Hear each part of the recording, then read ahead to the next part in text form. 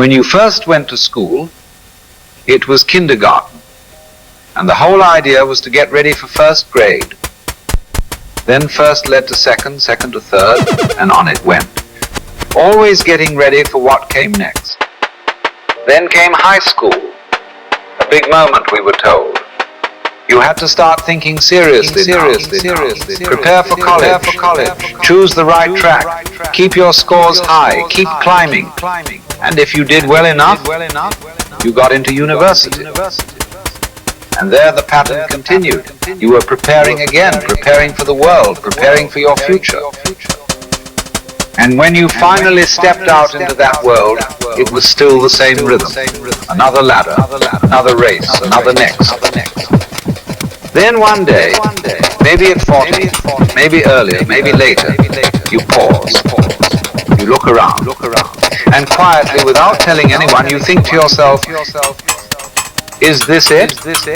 You feel roughly the same as you always have. A little more tired, perhaps. A little more uncertain.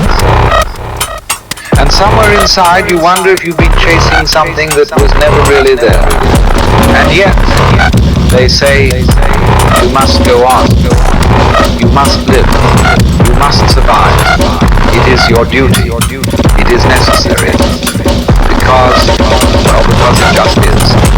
But that has never quite sat right, has it? So what is it we've really been doing? And what is it we've really missed?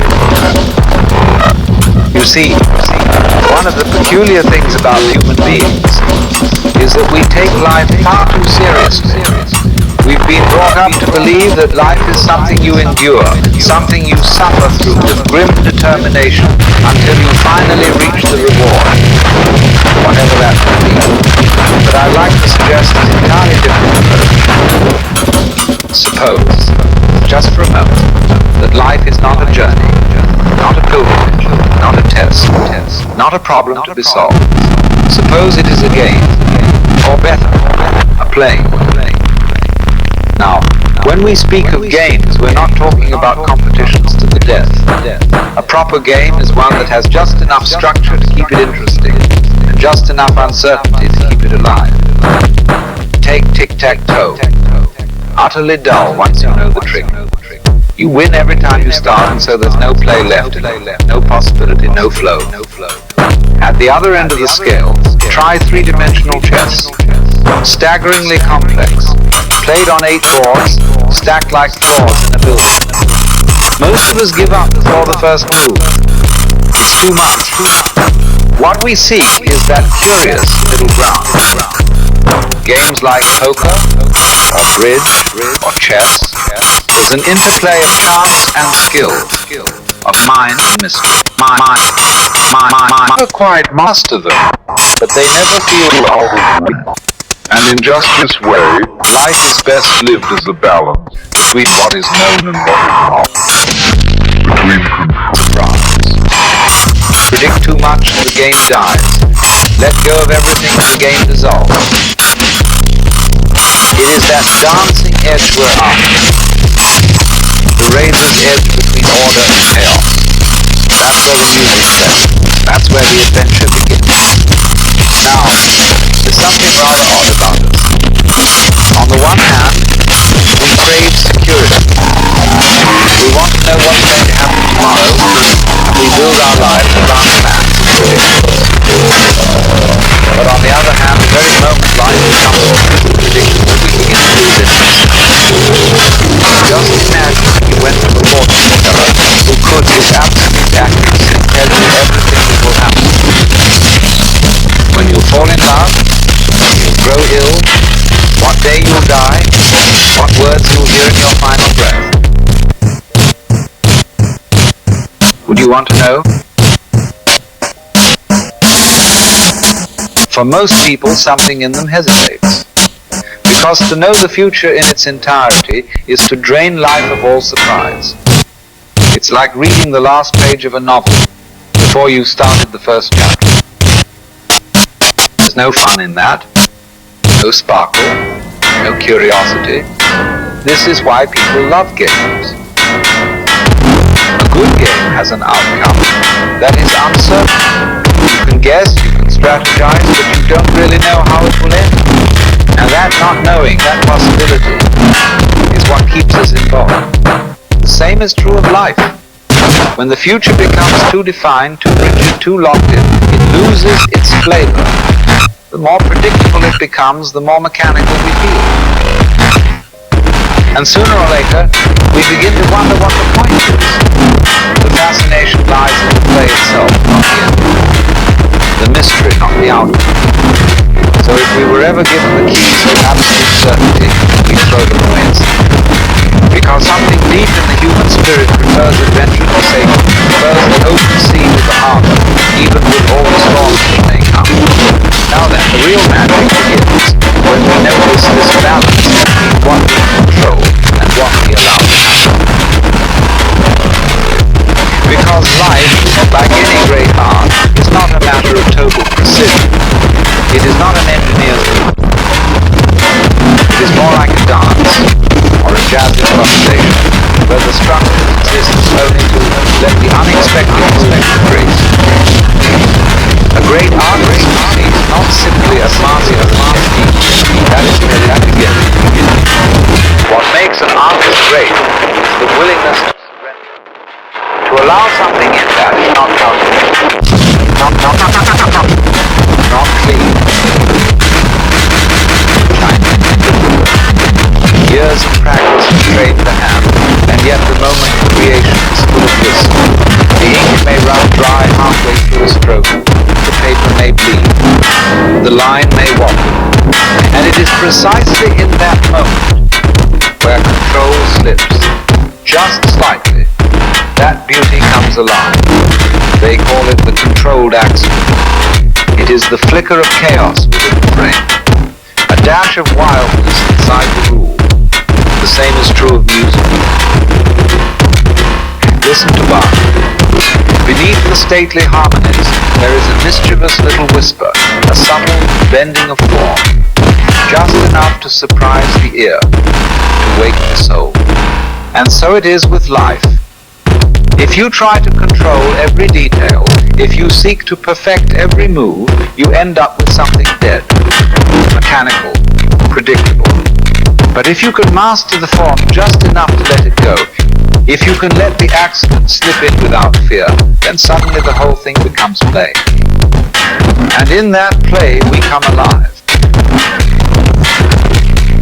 Now you begin to see why this deep craving for order, for regulation, for everything to be properly labeled and filed, carries with it a hidden danger. For the more we attempt to make life secure, the more we begin to smother it. It always begins innocently enough. A few rules here, precaution there. Someone behaves badly, so we draw up a law. Someone else finds a way around it, and so we create a form, and then another to accompany that one, and soon we are so entangled in our efforts to be safe that we have forgotten how to live. It was always possible. To imagine the world where everything is watched, where every word, every step, every thought is accounted for, a world of complete security. But no one danced there. No one laughed freely. That is what happens when control becomes the master instead of the servant. We trade freedom for safety, spontaneity for structure, and in the end, we create a world that may be efficient, but is no longer alive. You see, to be completely safe is to be completely dead. Nothing moves. Nothing changes. The unknown is eliminated, and with it the very spark that makes life worth something. And yet we go on believing that if only we could make one more rule, build one more system, then we will finally be secure. But life is not a system to be managed, it is a rhythm to be danced. And without that element of risk, of surprise, of not knowing, music stops. The world without risk may be orderly, but it will never be joyful. Now let us look for a moment at the artist. The painter, the poet, the musician. Because in them we find a clue, not just about art, but about how to live. A true artist does not seek perfection. That is the concern of the machine. What the artist seeks is life. And life, as you may have noticed, is always just a little untidy. Consider a brushstroke that runs dry halfway across the page. In a beginner's hand, it is a mistake. But in the hand of a master, it is character, it is movement, it is breath. That little imperfection gives the whole thing soul. And this, you see, is the difference between a technician and a creator. The technician controls everything. The creator allows the unknown to enter the room. They invite the accident, and then they frame it so it becomes meaningful. A jazz musician does not play notes from a chart. He listens, he responds.